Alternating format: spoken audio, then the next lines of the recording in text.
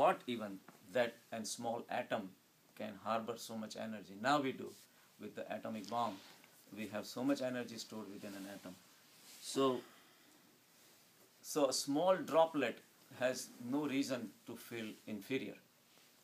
But at the same time, for the ocean, there is no reason for the ocean to feel superior either, because the difference is only quantitative. Qualitatively, it's all the same. So inferiority complex is bad, and superior complex is even much worse than that. So both the complexes are bad, because one is responsible for the other. Inferiority complex is only when somebody is feeling inferior, he or she is going to try to prove themselves superior. They're going to work hard, they're going to make more money, they're going to show to the world that what you can do, this and that. All these things because underlying inferiority complex is there. So if you come across somebody who has a superiority complex, feel sorry for them, because within themselves they are suffering from inferiority complex. So that's just the inferiority complex manifesting in a different way. So inferiority complex and superiority complex are stupidities.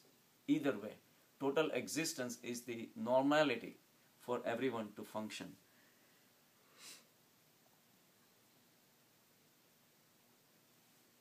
So a lot of people actually suffer through this suffering throughout the life, and they even die and they never realize this truth. Considering ourselves at the physical level different than somebody else, inferior, superior, all these things, these complexes really stay with you till you die and you never come out of it.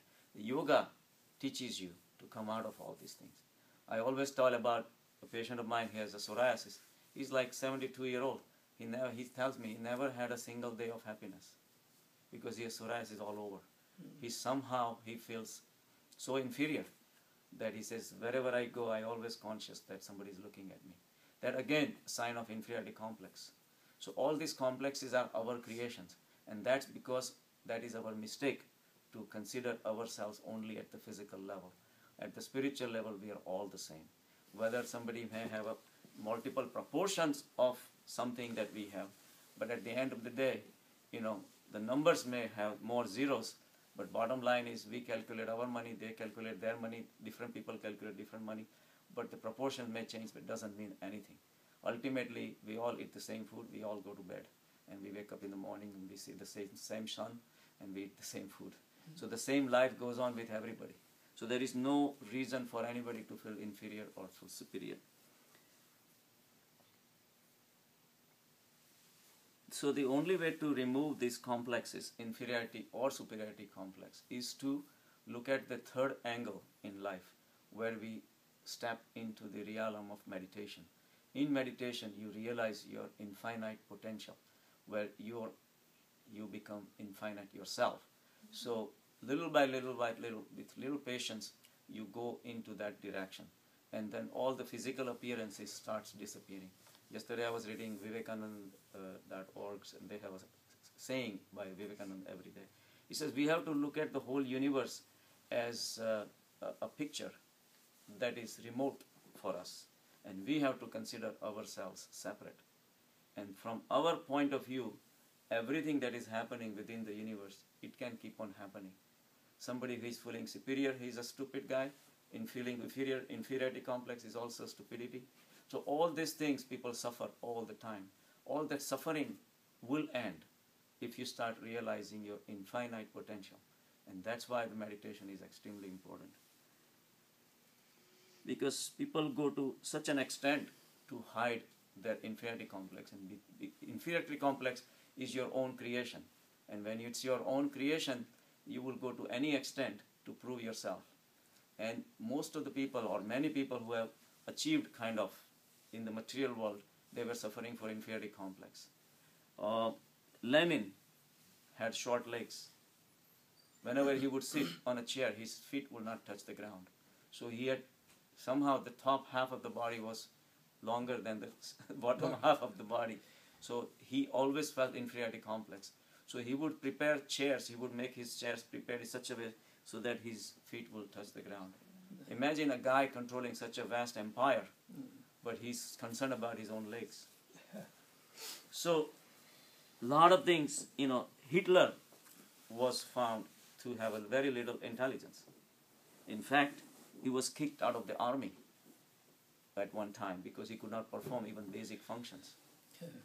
And then he settled in Vienna, and he tried in the direction of the music and the art, and he was declared unfit for that also.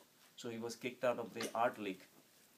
And then in Vienna there was a very anti-Semitism attitude against the Jews, so that fostered, and again suffering from inferiority complex, kicked out by the army, kicked out by the Arts Institute, he was thrown into extreme of annihilating the Jewish community.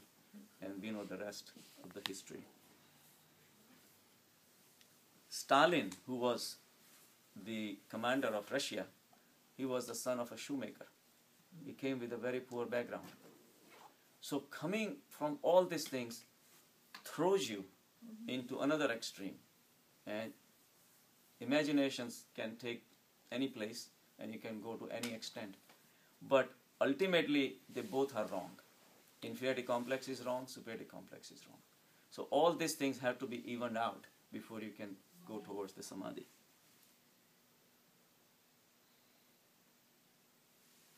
So someone asked Alexander that what will happen once you win the world?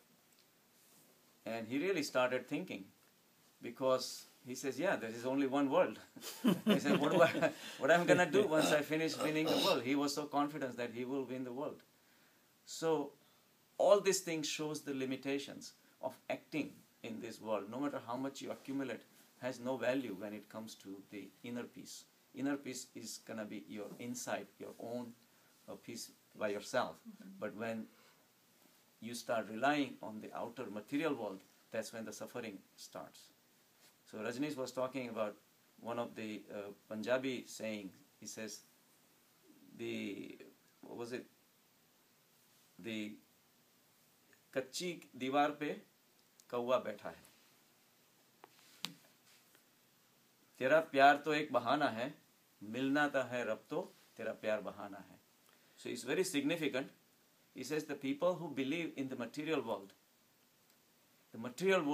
is like a wall made out of sand. It can break any minute. And the crow is sitting on the top. The crow is a symbolic bird because it's very cunning. Crow is supposed to, with one eye, can see both sides, the legend says. But he's very smart, very cunning. He knows how to get the food from where. He studies the behavior of the people around you. And he's successful no matter what. We were in Kilimanjaro. At 17,000 feet high, we saw a crow. We thought that all the life will disappear, but we had a crow there. Crow is very opportunistic animal. So somebody who considered themselves very superior in the material world, that's all they know. How to cheat someone, how to grab something, how to accumulate, how to win, how to defeat, all these things. But they don't realize that they're sitting on a wall which is made out of sand. It's going to break any day, any time. How long your position in the society is going to stay? How much your money make you accumulate? How long it's going to stay? How much satisfaction it's going to give you? Outside is not your permanent home. Within you is your permanent home. And that's what we need to find out. So people feel superior because of their achievements in the society, but they are sitting on a very weak wall. They are like trying to cross the ocean with a paper boat. They think that they should be enough. How long is the paper boat going to last? So we are banking on the outside manifested things, but there is so much more to life than what we see. So inner consciousness is what we want to reach, and at that level we connect with everybody, and at that level there is no superiority complex will exist, and no inferiority complex will exist either, because you will realize that the same consciousness will be present in everybody else also, and it will be manifested in exactly the same way. Basic human natures are the same, basic animals are the manifestation, basic needs are the same, and ultimately the multiplication of the basic element is what creates the world. So we saw that show on the PBS, the fractal. You remember? Fractal? Yeah, I think I missed that one. Fractal geometry. It's very interesting. Right? So it's like basically the whole universe is created by the fractals. Fractals is multiplication of a basic element. Now we know atoms is ultimately creating everything. But even at the physical level, there are fractals present. Like if you look at a cloud, has a very odd shape, but they say that what it is made out of. So you break it down, you put a triangle within that one triangle. You try to, that's one big triangle, but still a lot of other space will be left around. So they say, how about 10 triangles or 15 triangles? But there's still small spaces. So they say, how about 1,000 triangles? So ultimately you break down into triangles. The triangles this way, triangles that way, triangles this way. Ultimately you can make an irregular shape of the cloud, because the whole phenomenon was very unusual. They say that how come everything is perfectly geometrical? We have particles, and X number of particles makes a flower, X number of particles makes a human being. But how come we have such a poetry in the world? How come we have, if 2 and 2 is 4, then man should be the one taking care of the world and nothing else. But we have love, we have poetries, we have paintings. All these beautiful things exist. We don't see square flower. The fluidity of the whole thing blends the roughness, rough edges of everything. So that's the dance of the Paramatma, and it is happening. We know it. So this, I think it was a German scientist, he tried to figure out all these things, says how all these beautiful irregular shapes come up with geometrical figures. So then he realized the fractals. So he put the theory of fractals. And then now that since then it has come very handy to create a lot of things out of fractals. Because then he studied the plants or the trees.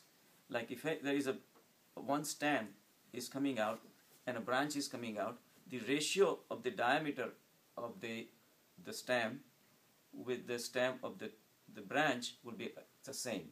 Now if that branch goes and gives out another branch, the ratio of diameter of that branch with the another branch will also be the same. So no matter go to the highest extent, the ratio stays the same. So nature has some way of replicating the same thing again and again and again to create this beautiful universe. So the basic rules stay the same. It's not that, oh, it must have been such a tough time creating a beautiful tree like this, but then another tree went like this. But then the difference is only at the basic level, the genes, but then the genes multiply, but the same pattern is followed. And that's how all the trees end up looking different, but basic rules of making are the same. So the fractals, they also had used the fractals in Star Wars, because they say that and that's when the guy is throwing the light, the sword and all that, and then total destruction, the fire comes out and all that. So it was all animated through computers, but they used the small geometrical figure and then let it multiply. That created the effect of the fire. So a lot of things were created in.